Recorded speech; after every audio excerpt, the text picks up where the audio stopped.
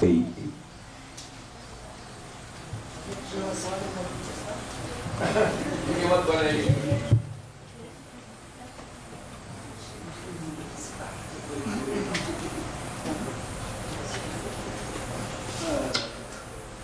Ok, agora foi batizado presbiteriano. Essa foi boa. Até minha Bíblia. Somos muito gratos por esse tempo juntos. Pena que tem que terminar. Terça-feira nós iremos para os Estados Unidos, passar 17 dias, um pouco de tempo de descanso, mas também é o que João diz em 3 João 4, não tenho maior alegria do que saber que meus filhos andam na verdade. O nosso filho vai ser ordenado para o ministério pastoral, o irmão mais velho já é pastor, e o genro também num programa de se tornar presbítero, pastor, numa igreja dos Estados Unidos para ser enviado de volta para o Brasil. Se puder, gostaria de dar algumas palavras de recursos adicionais, pode ser de propaganda, num certo sentido. Agora foi. Temos conversado com algum de vocês e ouvido o testemunho, tem sido muito, muito gostoso conversarmos juntos, mas também nas refeições. Temos circulado, tentado sentar na mesa de várias pessoas, obviamente não dá para todos. O Seminário Bíblico Palavra da Vida, embora interdenominacional, é predominantemente batista e presbiteriano são os nossos alunos. Temos um curso diferenciado não somente em Atibaia, mas também em Benevides, perto de Belém, no Pará, e ao redor do mundo, cursos em inglês, padronizados, um ano intensivo de estudos bíblicos em Recife, de jovens, 17, 18, 19 anos de idade, alguns que já trancaram o primeiro ano na faculdade, mas a maioria é um ano preparatório para enfrentar, infelizmente, o que encontramos na maioria das universidades ao redor do Brasil, é uma tentativa de desviar os nossos filhos da fé. 18 anos que nós investimos e no primeiro ano 50% a 70% deles perdem a fé que tinham. Esse curso recebe mais ou menos em Atibaia 80 alunos, Recife 25 a 30, Benevides mais 50, 60 alunos. Tem cursos ao redor do mundo também, o filho que quer aperfeiçoar o inglês, estudos práticos, bíblicos, preparação na área de ciência, de evolução, criacionismo, muitos dos ataques. É um dos programas principais que temos. Também tem o curso ministerial, de 3 anos ou 4, no caso de mestrado, de continuar fazendo mestrado, e várias outras coisas, além, como aqui, estância, acampamentos e tudo mais. Alguém querendo saber mais? O João Lucas, que fez o nosso curso de 1 ano, nossos 6 filhos fizeram o curso. Mesmo tendo culto doméstico todos os dias da vida deles, nós achamos muito importante. Antes, só um que fez o curso completo, pastoral, os outros fizeram 1 ano e depois prosseguiram para a faculdade. Então, a primeira palavra é essa. Alguns de vocês que gostam de fazer download de programas, mensagens MP3, temos um programa de rádio, na rádio BBN, que vai ao ar todo fim de semana, às 3 horas da manhã. Talvez não seja muito propício para a maioria, mas assim que for ao ar, esses programas chamados Palavra e Família vão para o meu site, que está tudo super desatualizado, mas palavraefamilia.org.br são mensagens de 18 minutos, já tem mais de 150 que vão de Gênesis a Apocalipse, tratando da família. Depois exposições de livros inteiros da Bíblia, Cantares, Eclesiastes e outros também. Lá você encontra tudo, se você quiser fazer o download e ouvir enquanto você anda, e fazer um curso enciclopédico de família, pela palavra de Deus toda. E hoje nós recebemos a grata notícia de que terça-feira será lançado, vocês são os primeiros a saberem disso, o programa de YouTube 5, 8 minutos cada programa. Na terça vamos lançar os primeiros 2, chamado Palavra e Família. E não é assim que você vai achar, mas basicamente, fora o primeiro programa que eu assisti hoje de manhã, falo demais, mas depois disso vai ser mais a minha esposa respondendo perguntas sobre educação de filhos, à luz da palavra e da vida. Se alguém quiser tirar foto, vai ser esse link, a partir de terça, Deus permitindo, que você encontra. Logo, eu vou mandar para João, assim que estiver no ar, o link direto, e ele pode repassar para vocês. E aí nós vamos tentar fazer uma divulgação, e agradecemos muito a oração de vocês. Você pode falar aqui, alguns não tiveram na primeira noite, só fale sobre alguns dos livros que ainda tem, alguns já esgotaram, mas os que nós não falamos muito, que você poderia destacar. Nós temos 2 livros sobre namoro e noivado, que Deus sempre quis. No primeiro livro é muito... eu pensei que você não ia colocar, então desculpe, deixa eu falar sobre o que está aqui na tela, que fica melhor. Esse livro devocional é tirado de Provérbios, visando seu filho adolescente, jovem ou até júnior. São os assuntos em Provérbios que o pai quer ensinar o filho. 4 leituras sobre cada um. Cada devocional são apenas 2 páginas, então é algo muito prático para o filho conseguir aprender aquilo que Deus fala que é muito importante para adquirir a sabedoria bíblica. Esses 2 livros sobre o namoro, o branquinho é aquilo que nós estudamos aqui, enfatizando o propósito que Deus tem para o casamento. Então, vendo a seriedade com que Deus trata esse relacionamento, como ajudar os nossos jovens que estão namorando, já no namoro, então, construir um alicerce muito sólido. E o outro são as perguntas que todo mundo tem sobre o namoro. Então, daí já não é uma leitura direta como o livro branquinho, mas são perguntas e a resposta, pergunta e resposta. O Homem Nota 10, muitos homens têm usado para discipular outro homem ou para eles mesmos crescerem nas qualidades, nas qualificações que Deus fala que são importantes para o homem de Deus ter essas qualidades na sua vida. Então tem um capítulo sobre cada uma delas. Aí livros de estudo de casais, ou casal sozinho, ou em grupos pequenos de casais. Muita gente acha que esse mobiliando a casa é decoração, não é. É criação de filhos. Na próxima edição eles vão mudar o título, vai ficar mais claro o que é o livro. Mas são 15 lições sobre como alcançar o coração do seu filho. Então, perguntas e respostas, com a resposta embutida no parágrafo logo após a pergunta. Então, é muito prático, mas como pais podemos educar, instruir, ensinar os nossos filhos. E segundo, são tempestades, crises que todos nós passamos e como Deus quer trabalhar na nossa vida em meio dessas crises. Tem mais um livro de 151 reflexões que saiu e tinha gente que estava procurando, daí o Davi viu que ele tinha um no quarto, então quem chega primeiro leva. Que nem a sua Bíblia, só tem anotações em 30 páginas, mas está ali. Bom, desde nossa chegada temos trabalhado esse tema e para isso, esperança para a família. Quando tantos estão desesperados, temos trabalhado a planta do lar. Voltando para Gênesis 1, Gênesis 2, e hoje meu capítulo predileto, eu solicitei a permissão. Vocês sabem que eu gosto de respeitar o horário, mas hoje até 1h para expor Gênesis capítulo.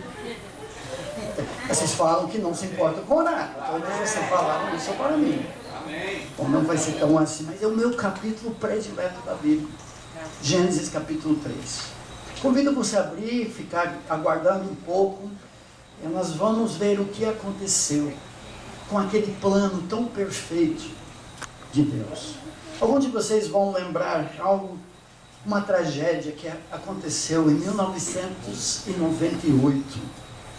No dia 22 de fevereiro, na Barra da Tijuca, no Rio de Janeiro, do nada desabou o edifício Palace 2, matando 8 pessoas e desabrigando 130 famílias. Ninguém entendia nada, como isso pode acontecer. Mas quando os engenheiros civis investigaram os destroços daquele desastre e descobriram que o padrão de construção de material foi tão inferior que pelo menos 2 pilares, 4 e 44, que deveriam sustentar 480 toneladas de gente, de concreto, de móveis, no máximo teriam capacidade de 230 toneladas. Isso por causa do material inferior, inclusive misturado no cimento, e descobriram sacos de cimento, de plástico, conchas, areia do mar, bolhas que enfraqueciam totalmente aquela construção. Era inevitável que aquela casa desabasse. A palavra de Deus nos adverte. Quando nós usamos materiais de construção inferiores, quando não temos um fundamento sólido na palavra de Deus, na graça de Deus, na pessoa de Jesus, estamos construindo sobre areia movediça.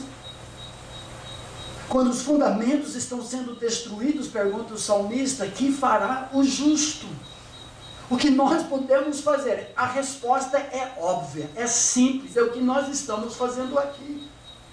Vamos reforçar a construção, vamos examinar os alicerces, os fundamentos, vamos refazer os fundamentos, se possível. O que eu não admito, eu não acredito. Estamos produzindo casares, pares, numa fábrica de sapatos, em que 1 em 3 vão ser destruídos. Se eu fosse dono de uma fábrica de sapato para exportação, e eu percebesse de cada 3 pares saindo, não vai ter propósito, não vai durar, o que eu faria? Certamente não continuaria tudo como igual, eu voltaria a examinar, para tudo. Vamos reexaminar, vamos refazer a linha de produção. Só que continuamos fazendo o mesmo. Eu creio que nós, num resgate, num reavivamento verdadeiro e bíblico, precisamos com nossos filhos, com nossos jovens, conosco mesmo, voltar a refazer, reforçar, assim como o salmo que nós lemos. Se o Senhor não edificar a casa, em vão trabalho os que a constroem. Mas o oposto, obviamente, o que o autor quer nos ensinar. Se o Senhor for o construtor do lar, tudo tem propósito. Cada copo de água dado em nome de Jesus será eternamente lembrado. Para isso nós voltamos a trabalhar. O propósito de Deus para a nossa família, o que nos dá esperança. Nós temos 4 simples. Vamos resumir tudo isso em uma declaração. Vocês vão me ajudar. A família existe para espelhar e espalhar a glória de Deus, deve ser maiúsculo, desculpa, pelo relacionamento complementar e com compromisso indissolúvel. Esse é o resumo de tudo que fizemos até agora. Mais uma vez. A família existe para espelhar e espalhar a glória de Deus pelo relacionamento complementar e com compromisso indissolúvel. É onde nós terminamos em Gênesis 2, 24. O texto resume tudo isso. Quando Deus olha, no final do capítulo 1, mas depois daquele versículo de poesia que Deus criou ambos, capítulo 2, inserido como um replay em câmera lenta do que aconteceu, era muito bom. Aquilo que era tov, não bom, o homem sozinho, agora com a criação da mulher, o time conjugal, Deus declara que era muito bom. Tudo exatamente como Deus quis.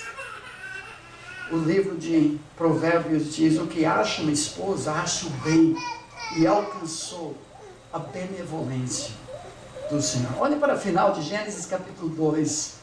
A cerimônia do casamento, que é o clímax de todo o relato, toda a narrativa da criação, culmina com essa palavra em Gênesis 2, 25. Ora, o e outro.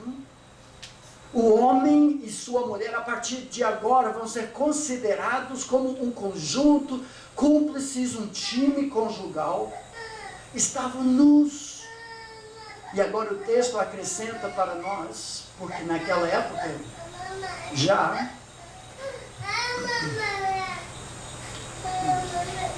a nudez para o povo de Israel já seria sinal de vergonha. E o texto então acrescenta para nós, e não se envergonhavam. Não havia absolutamente nada impedindo a plena intimidade e comunhão do casal. Não tem culpa, não tem ressentimento, não tem mágoas, não tem nem necessidade de perdão. Um time perfeito, complementar, um reflexo da glória do Deus Criador do universo. Quando nós lemos esse versículo no final de Gênesis 2, a pergunta que vem à mente: o que aconteceu? Que não é assim no meu lar. E certamente não é assim no seu lar também. Gênesis 3, como as histórias bíblicas, foram escritas justamente para nosso benefício, para nós aprendermos. E o livro de começos de Gênesis agora vai relatar nada sobre dinossauros, nada sobre galáxias, nada sobre partículas subatômicas, e sim o problema que aflige todos os nossos lares: o pecado. O pecado aconteceu. O pecado desfigurou, sujou, torceu aquela imagem outrora nítida da glória, de unidade em diversidade na própria Trindade. Mas tem algo fascinante que acontece entre Gênesis 2, 25 e 3, 1. E agora nós vamos frase por frase, um texto que vocês, a maioria já conhece, mas vamos adotar uma perspectiva, uma interpretação familiar, usando lentes da família, que é um foco, se não o foco do texto, para responder à pergunta: o que aconteceu e o que pode acontecer, para resgatar a nossa família. Tem um jogo de palavras que poucos sabem, e vocês vão ficar entre os iluminados agora. Entre 2:25 e 3:1, se fosse uma música de fundo, seria tchan tchan tchan tchan, tan tan tan tan. Perigo, cuidado. O casal inocente, talvez até um pouco ingênuo até, eles estão nus. Mas 3:1 começa dizendo: mas, um adversativo ameaçador. A serpente, e aqui vem o jogo de palavras no texto original, mais sagaz. Essa palavra sagaz é razoavelmente rara na Bíblia hebraica. A palavra é soletrada igual à palavra nus, ou nu, no singular. É o que nós chamamos de homônimo. Duas palavras diferentes, escritas e pronunciadas iguais.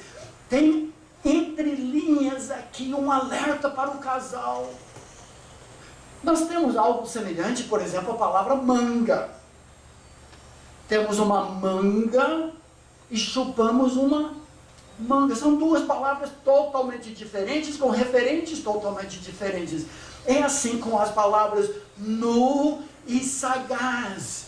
Mas a ideia é que é mais ou menos assim. O casal está nu e sem vergonha. A serpente é nua e sem vergonha. E a história vai relatar como a sem vergonha Satanás vai transmitir a sua vergonha para o casal, revelando a sua nudez agora não inocente, mas exposta diante dos olhos de um Deus 3 vezes santo.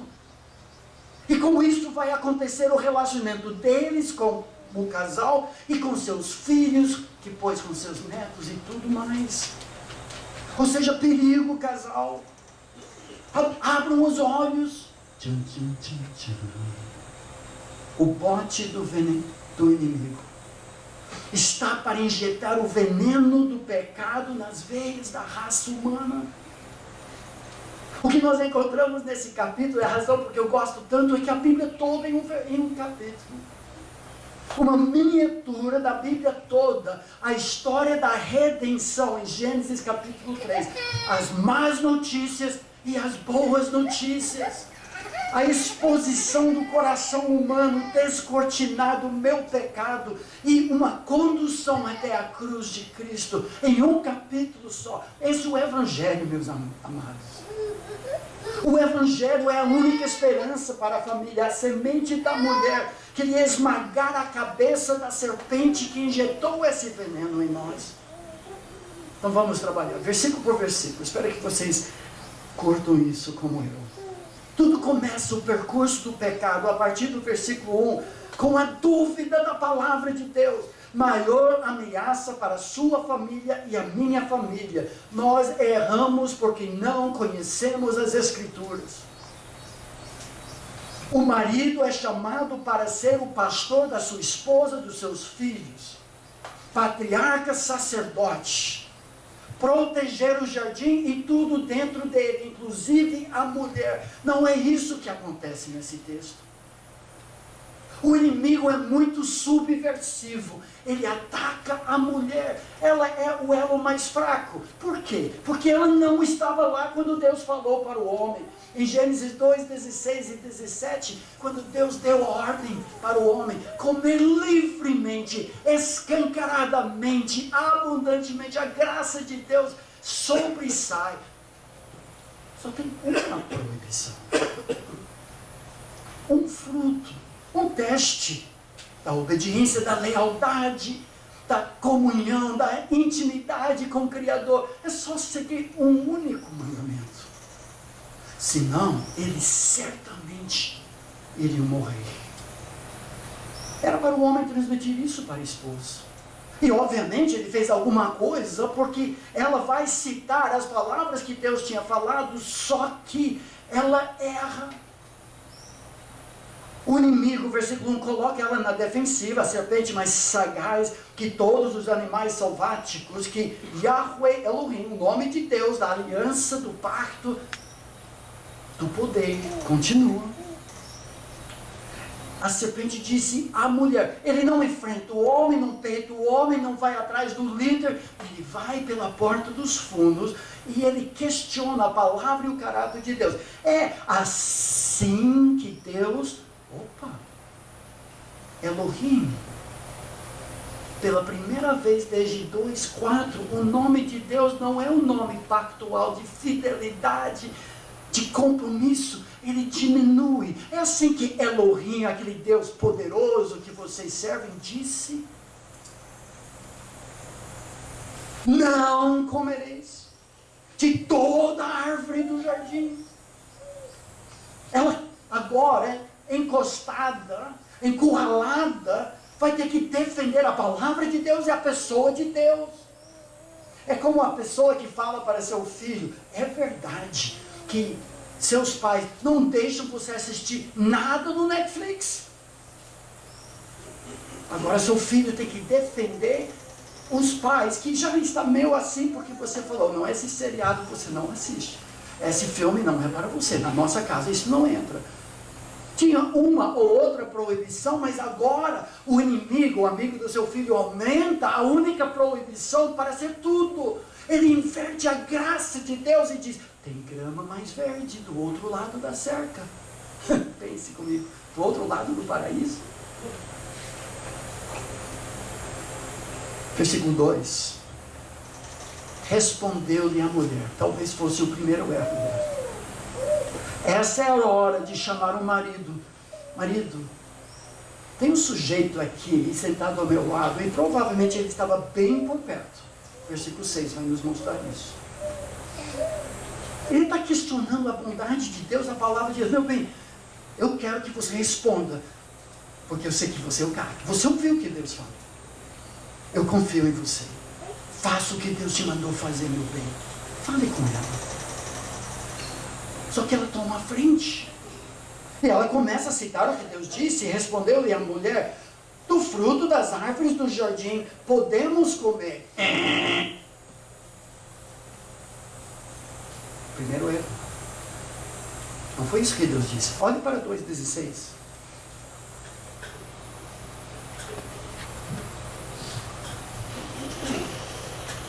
2,16, Deus falou para o homem, lhe deu esta ordem: de toda árvore do jardim comerás livremente. Usa uma construção hebraica que empilha termos para comer. Comendo comerás. Comerás fartamente, liberalmente. Eva diminui. Da palavra de Deus ela tira a liberalidade. Parece que ela já está vacilando. Mas ela continua, no versículo 3. Mas do fruto da árvore que está no meio do jardim, disse Elohim. Opa! Ela tirou do nome de Yahweh, Jeová, que nós cantamos aqui hoje. Agora é só Elohim. Disse Deus: dele não comereis, nem tocareis nele, para que não morrais. Mais 2 erros. Deus tinha falado em 2,17, mas da árvore do conhecimento do bem e do mal não comerás, porque no dia em que dela comeres, certamente morrerás. Usa a mesma construção gramatical hebraica, mot, tamut, 2 palavras, morrendo morrerás, com certeza vocês vão morrer. De novo ela, muito retorno, não sei se é a minha culpa, talvez diminui um pouquinho. Ela diminui da palavra de Deus, e agora ela acrescenta: nem tocareis dele. Naquele pé, naquela árvore, nela. O que é isso? Isso chama-se legalismo. Não sabemos se partiu do marido. Eu não sei se eu confio nessa mulher, não. Eu vou colocar uma outra ordem. Eu vou colocar uma barreira antes da árvore. É da minha invenção. Agora, para que eu garanta que a mulher nem chegue perto, nem tocareis. Ela cita isso. Se ela criou isso, se ele, nós não sabemos. O problema é quando nós criamos padrões humanos, não divinos. Quando passamos o padrão humano, cai também o padrão divino, porque tem o mesmo pé de igualdade. O problema é a palavra. Nós não sabemos a palavra. Nós não conhecemos a palavra de Deus. Esse é o primeiro passo em nossas famílias. Na escada que desce para o inferno, de tudo que fizemos em casa, com todos os erros que cometemos, a coisa mais importante, que cremos mais, é o catequismo do lar. O que alguns chamam de culto doméstico. Não é bibliona debaixo do braço do papai quando chega do serviço, desliga o desenho animado do seu filho, tira o seu tablet. Agora é hora do cultão doméstico. Todo mundo de terno e gravata, com salmos e hinos debaixo do braço. Vamos cantar de forma a capela, número 100 a 170 da harpa cristã. Depois faremos a nossa leitura sobre o templo nos dias de Ezequiel, capítulo 40 a 48. E depois disso, não se esqueça de trazer a sua oferta para a construção da nossa nova casa.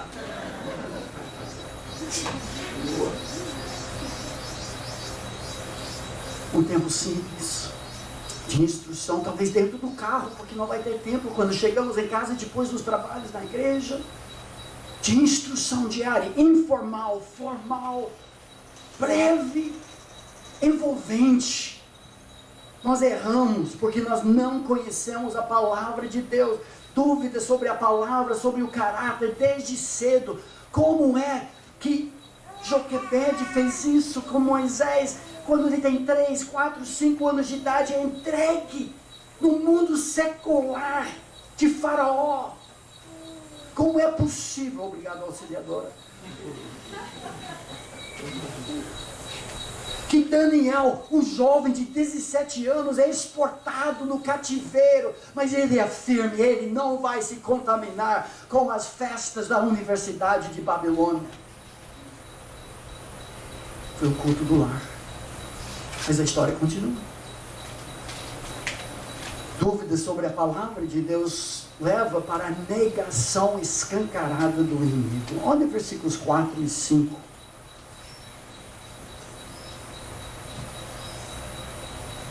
Satanás se entrega aqui. Então a serpente, nós sabemos só no livro de Apocalipse que é o antigo dragão, a serpente, Satanás, mas já dá para entender. A serpente disse à mulher: é certo que não morrereis. Tempo.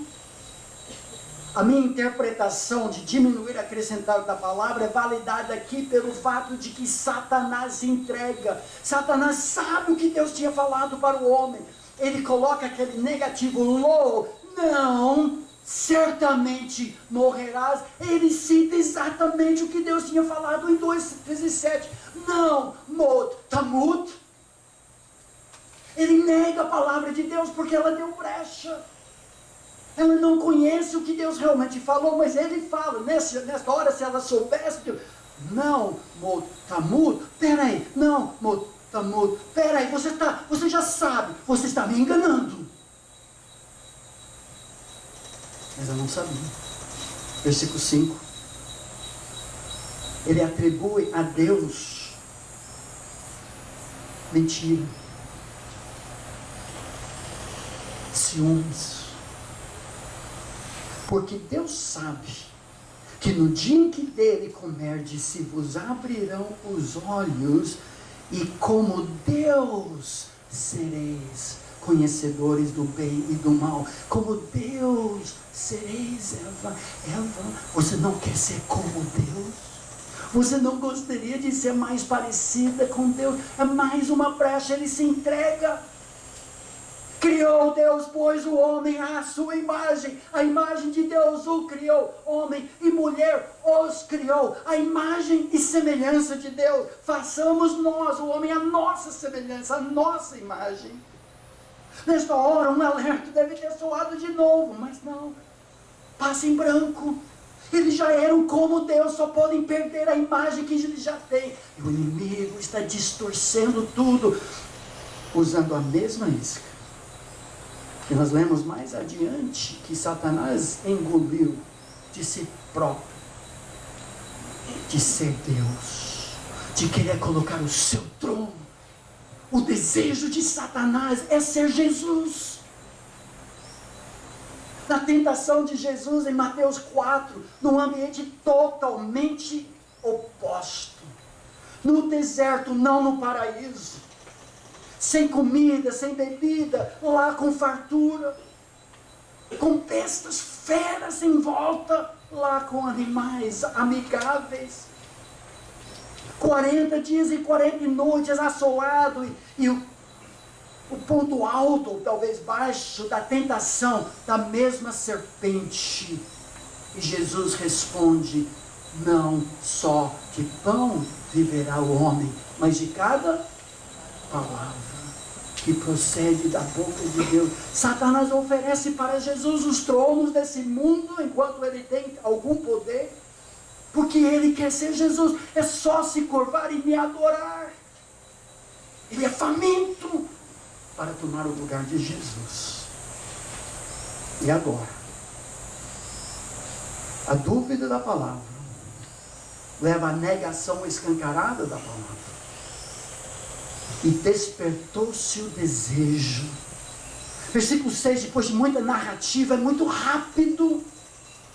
Muitos verbos de ação e de sensualidade, uma vida vivida pelos sentidos. Olha o que diz versículo 6. Vendo a mulher que a árvore era boa para se comer, agradável aos olhos, e árvore desejável para dar entendimento. E agora vem. Rapidamente a isca passa na frente da mulher agora, e ela já era. Verbo após verbo, tomou-lhe do fruto e comeu, e deu também ao marido, e ele comeu.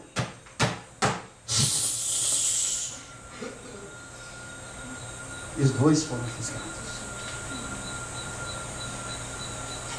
Infelizmente, você que está usando A Bíblia atualizada, por algum motivo, os tradutores pularam uma palavra extremamente significante no meio do texto, uma palavrinha no hebraico. As outras Bíblias traduzem, se você tem a Bíblia corrigida, a nova versão transformadora, outras versões. Olha o que diz o texto. A mulher viu que a árvore era linda e que seu fruto parecia delicioso e desejou a sabedoria que ele lhe daria. Assim, tomou do fruto e o comeu, depois deu ao marido. Agora, a resposta à nossa pergunta: onde estava Adão em tudo isso? O texto responde que estava com ela. É uma pequena frase, uma preposição hebraica que você já conhece, a palavra imá, não é imã, para atrair. No Natal nós cantamos Immanuel, certo?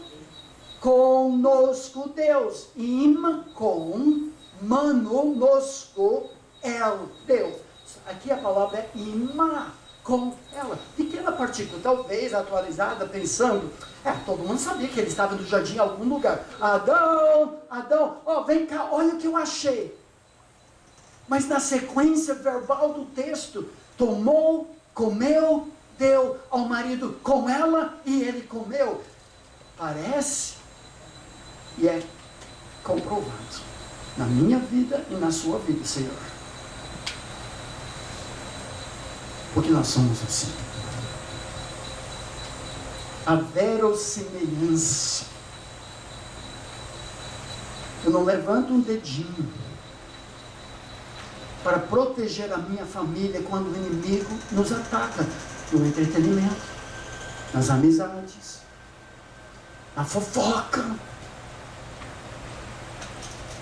Nós somos omissos e passivos, comprovado pelo fato de que ele não faz nada quando Eva cita a palavra de Deus 3 vezes de forma errada. Não é somente estar no texto, está em mim. Isso foi escrito para nosso exemplo, quando nós homens não assumimos a liderança e defendemos as nossas famílias. Lá senta a serpente sussurrando no ouvido da mulher e o homem está lendo o jornal do lado.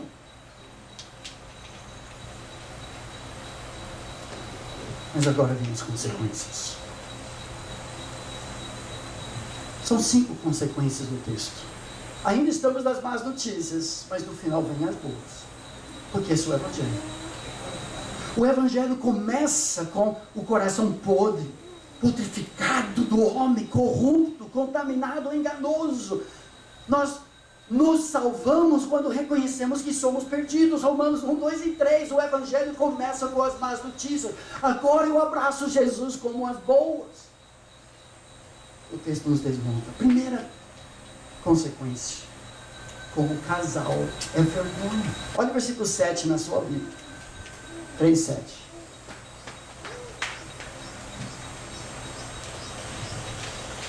Diz assim: abriram-se então os olhos de ambos. O casal ainda cúmplice juntos, é um time, mas um time que vai de mal a pior. Talvez igual o seu no Campeonato Brasileiro. E percebendo que estavam nus, eles vão costurar cuecas de figueira para cobrir a vergonha. O que aconteceu agora, e vai carregar a narrativa, esse tema de nudez e vergonha. Agora o casal sem vergonha, no bom sentido, e nus, inocentes, agora o veneno do pecado faz com que se sintam, e são mesmo expostos. Agora tem barreiras entre eles e entre Deus. Imagina a ironia, a imagem de Deus com vergonha.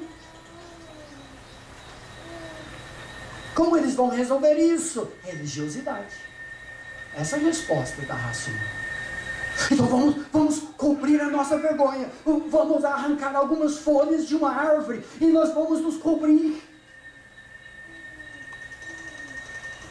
Sem derramamento de sangue, porém, não há remissão de pecados. Nós veremos um pouco mais adiante, quando finalmente Deus chega para ter aqueles momentos de comunhão no vento do dia, literalmente no espírito vento, na brisa do final da tarde. E o homem esconde-se e diz, porque eu estava nu. Ele não estava nu. Ah, mas estava. Religiosidade que vem da palavra latina, religar, significa religar-se, reatar-se. O homem, pelo esforço próprio, quer reconectar-se a Deus e não consegue, sem derramamento de sangue. Esse é o início de religião, em que o homem, através de obras fúteis, fajutas, procura cobrir a sua nudez. Agora uma pergunta no texto. Versículo 7 no final diz assim: coseram folhas de figueira e fizeram cintas para si. Se fossem mais lógicos, teriam fabricado lentes escuras para não mais ver a sedução do pecado. Ou talvez tapados os ouvidos para não ouvir a voz da sedução. Ou logicamente, talvez criado luvas muito grossas para não apanhar o fruto mais. Ou talvez, quem sabe, uma mordaça na boca da mulher. Isso é interessante. Desculpa, eu não resisti. Eu tenho parado de falar isso, mas porque esse grupo é bem bacana. Então, precisaram de um momento. Deixa, não adianta nada. Para ambos, para não comer o fruto, pelo menos uma solução temporária. Não faz sentido nenhum cobrir, literalmente, a cintura e os membros reprodutivos genitais. Por que isso? O texto não responde, mas eu tenho uma sugestão. O espelhar já foi contaminado. E o espalhar também. E o instinto plantado em seu coração faz com que saibam agora. Seus membros queriam encher a terra toda com adoradores em espírito, em verdade, a família como centro de missões. Agora a própria família vai ser um campo missionário. Os seus filhos vão nascer nas garras de Satanás, sendo agarrados e arrastados até o inferno. E agora eles vão ter que resgatar seus próprios filhos. Essa agora é nossa tarefa. Tudo por causa daquele maldito dia. 3. O casal como casal tem medo do Criador. São cúmplices no fugir. Versículo 8. Quando, aqui talvez um dos versículos mais tristes na Bíblia. Quando ouviram a voz, ou literalmente o barulho, alguns alegam que Deus faz algum tipo de barulho ao chegar, e gostam de pensar em Deus cantando. Deus tem alegria em si mesmo. Ele chega chegando, talvez cantando. Nós não sabemos. O barulho, a voz, o som. Agora o texto volta. De Yahweh Elohim. Que andava para cá, para lá. A ideia do verbo. Pela viração. Literalmente pelo vento do dia. Pelo espírito, ruach do dia. Esconderam-se a presença de Yahweh Elohim. O homem e sua mulher são cúmplices do fugir também. Mulher, o que é isso? Eu estou ouvindo um canto. É hora de Deus marcar, que Deus marcou com... Vem comigo. Shhh, não fale.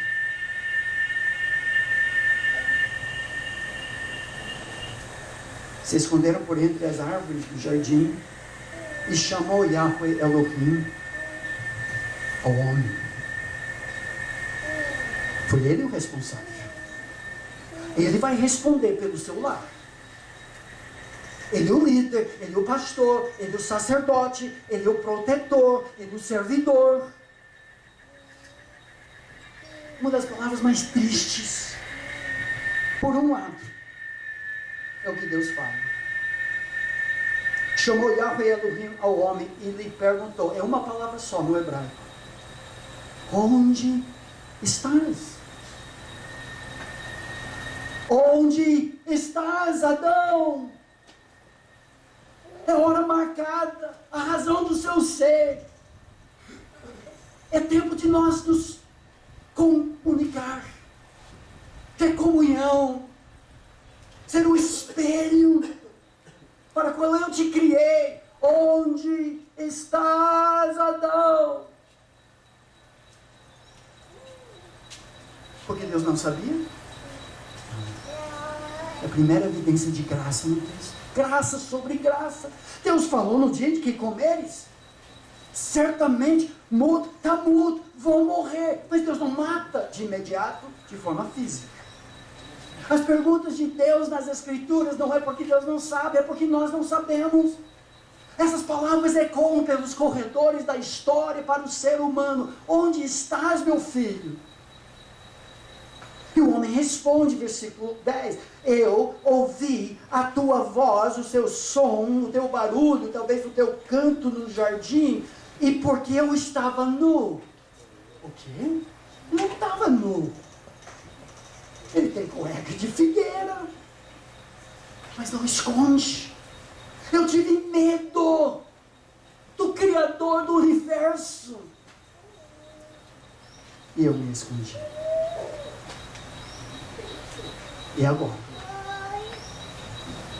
Versículos 11 a 13. Ainda pela lente interpretativa familiar, perguntou-lhe Deus, quem te fez saber que estavas nu? Comeste da árvore de que te ordenei que não comesses? O palco está preparado. Deus está dando oportunidade para o homem ser homem de verdade. Os dois estão lá cúmplices diante do olhar penetrante de um Deus 3 vezes santo. Deus só dialoga com o homem, porque é o problema dele em primeiro lugar, o chamado dele. Ela errou feio, tomou a frente, quis acertar o que o homem era mais banana, como continua hoje também. Provérbios 28:13 diz assim, quem encobre as suas transgressões jamais prosperará, mas o que as confessa e deixa alcançará misericórdia. É a chance do homem ser homem de verdade, de tomar a frente e responder, oh meu Deus, que é isso que eu fiz? Caiu a ficha agora, eu falei feio, eu pisei no tomate, ou talvez no fruto. Oh meu Deus, eu sei o que me espera. O Senhor falou claramente, certamente morrerei. Eu sei que eu não tenho direito de pedir absolutamente nada do Senhor, mas eu quero pedir uma coisa. Oh meu Deus, toma a minha vida, mas poupa a vida da minha mulher. Por amor de Deus. Foi isso que ele fez? Na hora, com misericórdia, numa salva de prata na frente dele, perdão, misericórdia, restauração naquele momento, pelas perguntas do Senhor, pela confissão, pela misericórdia, haverá sacrifício ainda, mas nesse momento, para salvar a pele dele, ele que havia cantado, tu és osso dos meus ossos,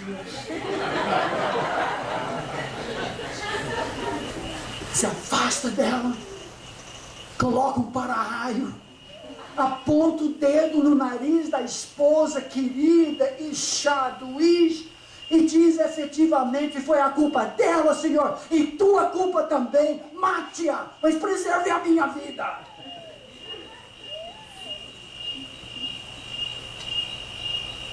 E sabe quem ele parece quando faz isso? O diabo. O diabolos, o acusador. Mulheres, imaginem o coração de Eva naquele momento, exposta, nua, envergonhada, E foi o marido dela que não a protegeu. Você pode ter certeza que Adão dormiu no sofá naquele dia.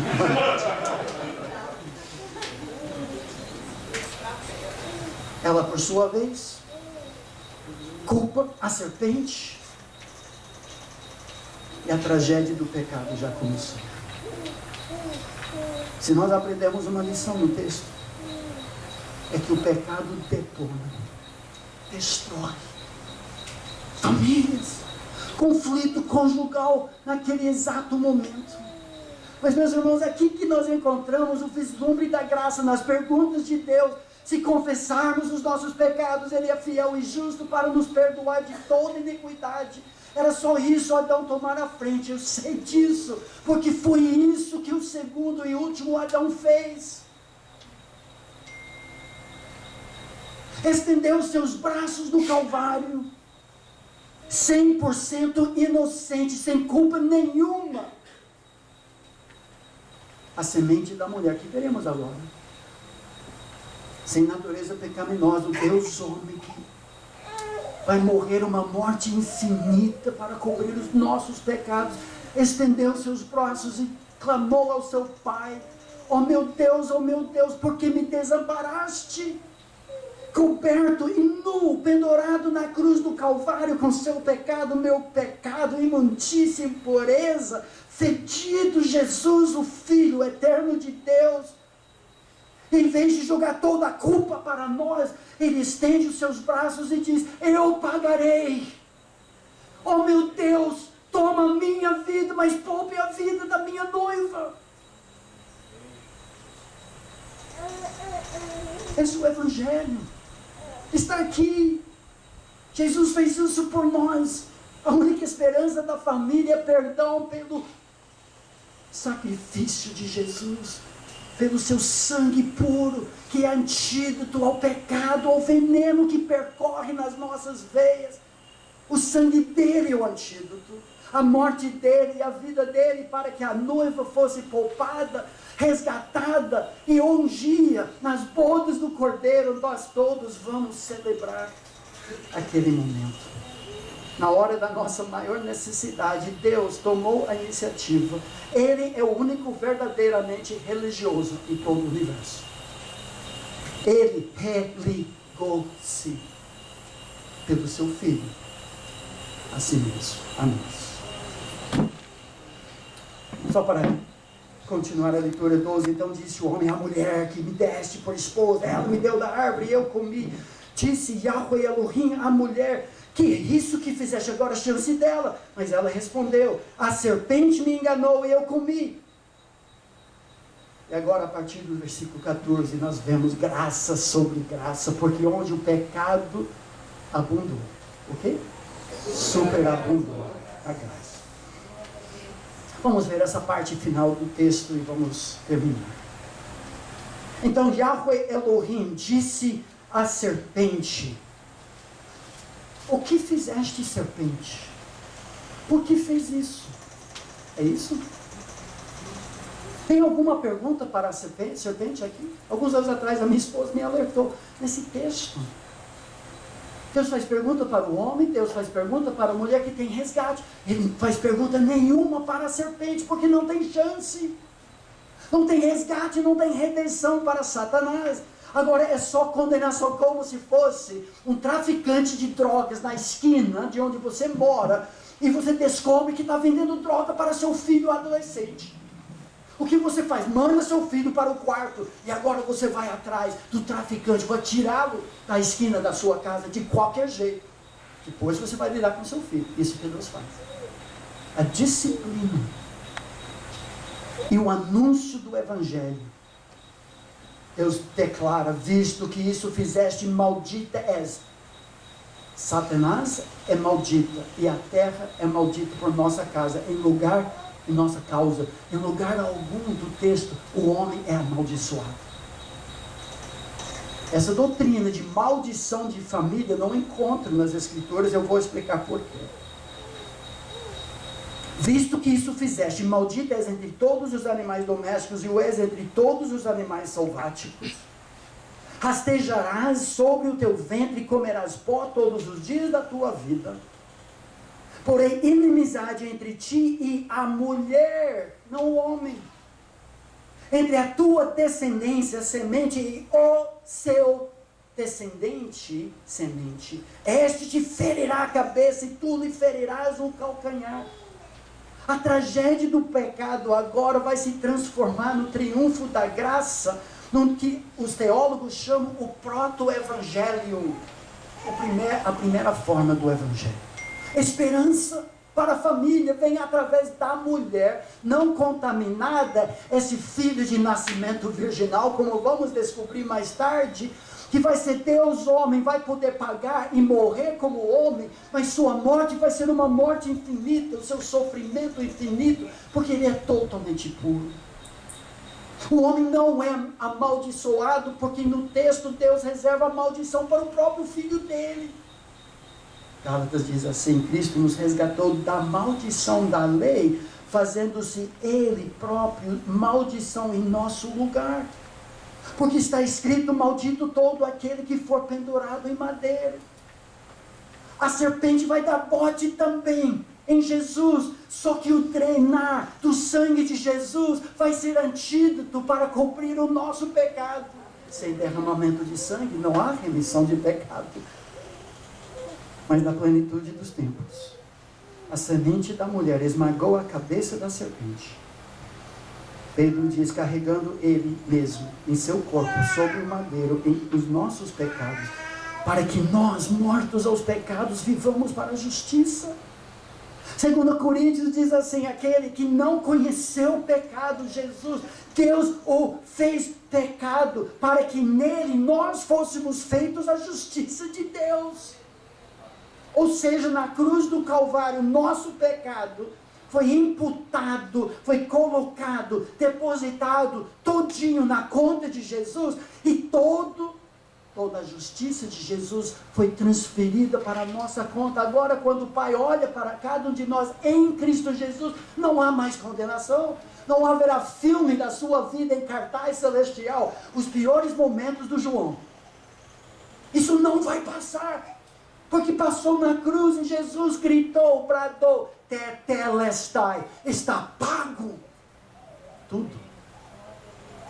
Essa doutrina da justificação.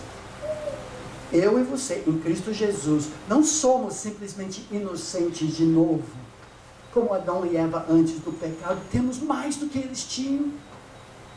Nós somos declarados justos da mesma justiça de Cristo Jesus. Isso é incrível. E essa motivação de viver a vida cristã. O resto do texto é fantástico. Deus sabe tudo isso, Deus oferece a promessa. Mas o casal ainda não entende tudo. E Deus vai usar a família e o trabalho para pôr pau na mesa da família, para nos lembrar todos os dias. Não é punição. Não é vingança. Agora vocês me fizeram passar vergonha diante dos anjos e Satanás e os principados. Agora vocês vão ver quando chegarem em casa. Não é isso que Deus faz. Ele nos disciplina como seus filhos. Versículo 16 diz isso.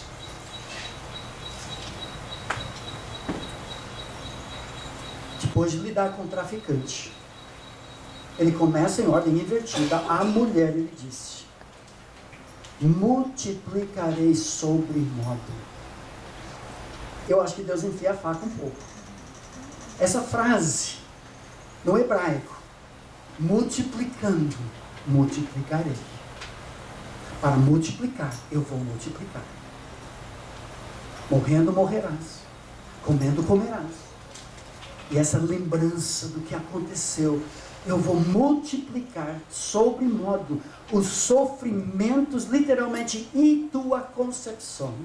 Em meio a dores darás à luz filhos. O reproduzir, ou seja, o espelhar. O espalhar. É difícil ficar aqui falando uma hora para vocês sabem disso. Reta final. vai ser infinitamente mais complicado, porque agora os filhos não nascem como adoradores em espírito e em verdade, nascem como traidores, já pertencem ao reino das trevas, estultice, pecado está amarrado no coração, e agora nós pais temos uma missão de resgate dos nossos filhos, e a mamãe, porque é a esfera principal de atuação dela, ela vai sentir isso mais, o marido também. Nós vemos isso no texto. Logo depois, capítulo 4, alguns versículos depois, mamãe Eva e papai Adão perdem 2 filhos no mesmo dia.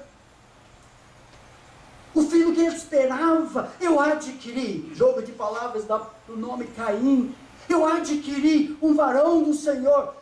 Implícito, será ele a semente que Deus prometeu? Semente nada, ele é assassino. Filho do diabo em casa, no ninho de víboras. Mata o irmão justo, mamãe perde 2 no mesmo dia. Capítulo 5, a morte se multiplica. Capítulo 6 agora, multiplica-se a corrupção, violência. E Deus vai ter que matar todos, menos Noé e família. Mas continua o versículo 16, diz assim: o teu desejo, mulher, será para. Não é uma boa tradução, porque no próximo capítulo a mesma frase foi usada, quando Deus adverte Caim: o desejo do pecado, Caim, é contra ti, e cabe a você dominar o pecado. A mesma frase no hebraico: mulher, teu desejo agora vai ser contra o teu marido, e ele por sua vez vai ser machista. O feminismo e o machismo nascem aqui. Não é o plano de Deus libertar os sexos. A inversão de valores é fruto do pecado. Agora Deus fala para o homem. Interessante, versículo 17. As primeiras palavras que Deus fala para ele: lembranças do pecado, que precisamos da semente da mulher. E Adão disse: visto que atendeste à voz da tua mulher. O primeiro pecado foi o homem dar ouvidos para a esposa. Não gostou dessa aqui, não? Impressionante. O primeiro pecado, como todo pecado, envolve muitos. Mas Deus primeiro aborda o homem. Você me abandonou. Você me traiu. Você colocou a esposa como deusa. A palavra dela valeu mais do que a minha palavra. Você virou as costas para mim. Tu atendeste a voz da tua mulher, que foi feita para auxiliá-lo a obedecer a mim mesmo. E comece da árvore que eu te falei para não comer. Você abandonou o sacerdócio do seu lar. E agora ele fala: para pôr pão na mesa da sua família. Maldita é a terra por tua causa. Em fadigas obterás dela o sustento durante os dias da tua vida. Produzirá também carnes, abrolhos. Tu comerás a erva do campo. O suor, o trânsito, a inadimplência, o desemprego, o patrão chato, o professor chato, o pastor chato. Não. O suor do rosto. Tá aqui, gente. Comerás o teu pão até que tornes a terra, pois da terra foste tirado, formado, porque tu és pó, e ao pó tornarás. O que Deus diz: você vai lutar agora a vida toda, é a própria terra, outrora abençoada, agora amaldiçoada por tua causa, e para você colher alguma migalha para pôr na mesa do seu bebê, vai custar caro. E no fim, sabe o que vai acontecer, meu?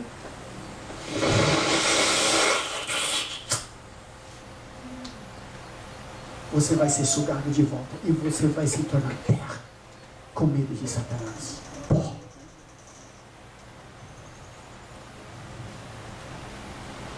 Eu chamo tudo isso de disciplina.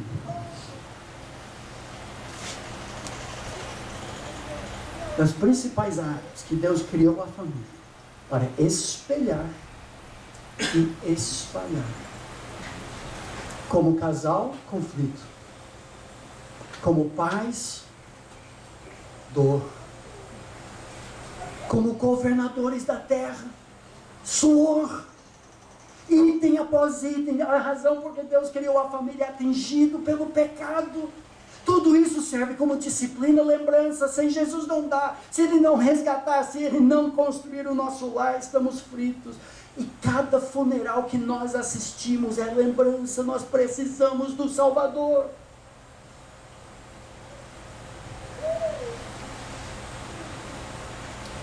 Mas vem graça sobre graça.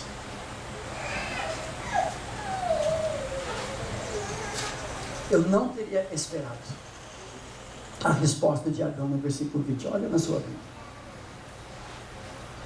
Depois de ouvir tudo isso, e pela reação que ele já teve no início,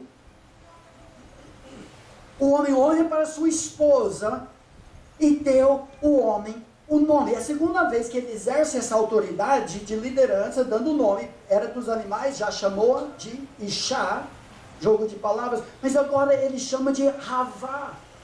O que é isso? Havá no hebraico significa vida. Eu teria esperado ele olhar para ela agora, ele já revelou a natureza. Tu és mortícia para mim. Mortícia Adams. A morte de Adão. Mas ele a chama de vida. Havá, o que é isso? Por ser ela a mãe de todos os, literalmente no texto, vivos, não mortos, não vampiros, não mortos ambulantes, que todos nós somos antes da cruz, porque ele, eu creio, agarra-se pela fé, na esperança no proto-evangelho. A semente da minha mulher será o Salvador. Mulher, você vai ser a resposta.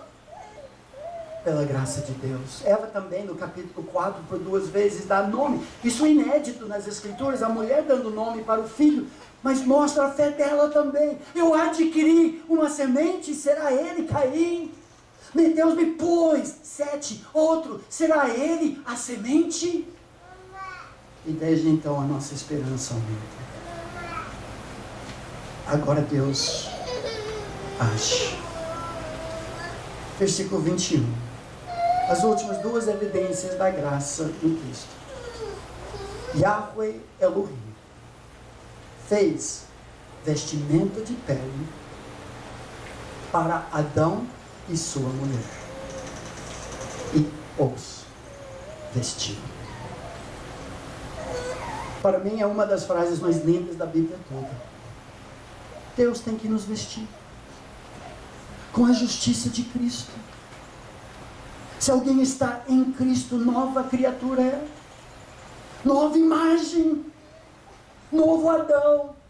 Em Cristo o homem pode ser o Adão que Adão nunca foi. Em Cristo a Eva, a esposa, pode ser a Eva que Eva nunca foi. Além disso, por causa da redenção, por causa da graça, onde o pecado abundou, superabundou a graça. E Deus veste a sacrifício, a derramamento de sangue. Talvez uma raça inteira, uma espécie entra em extinção desde o jardim do Éden. Desencadeou-se o gemido da terra por causa do nosso pecado. Mas há derramamento de sangue, há perdão. E o texto termina. Enigmático. Versículos 22 a 24. Talvez você sempre quis saber, só vou dar uma ótica talvez um pouco diferente, uma especulação, eu reconheço.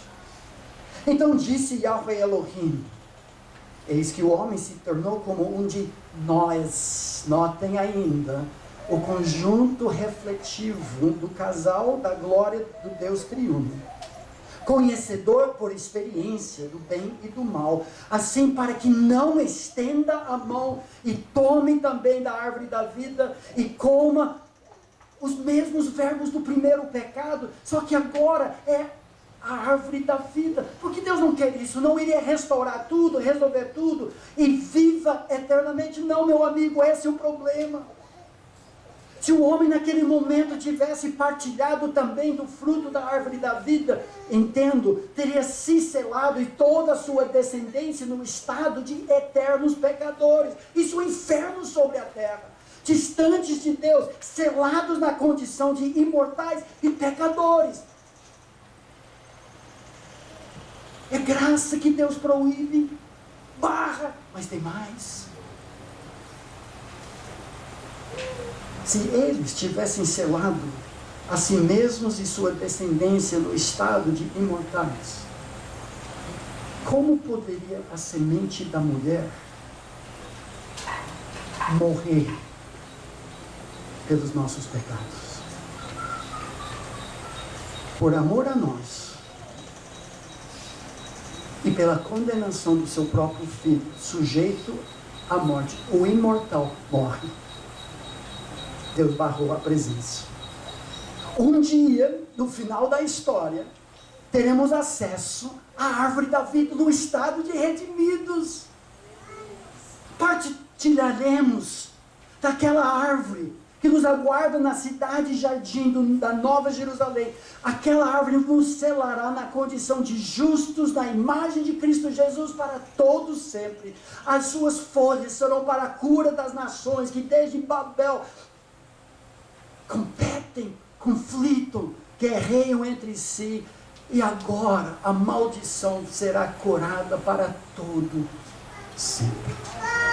Cristo refaz famílias destruídas pela tragédia do pecado, pela sua infinita graça. Esse, meus irmãos, é o Evangelho e a única esperança para as nossas famílias. Se o Senhor não edificar a casa, não adianta nada. Todo dia somos lembrados dos conflitos inevitáveis conjugais, a dor que nossos filhos causam e a realidade do trabalho duro. Sem Jesus não dá. Mas se Ele edificar a casa, tudo podemos, pela sua infinita graça. Que Deus nos abençoe, que Deus reconstrua os fundamentos que o inimigo detonou.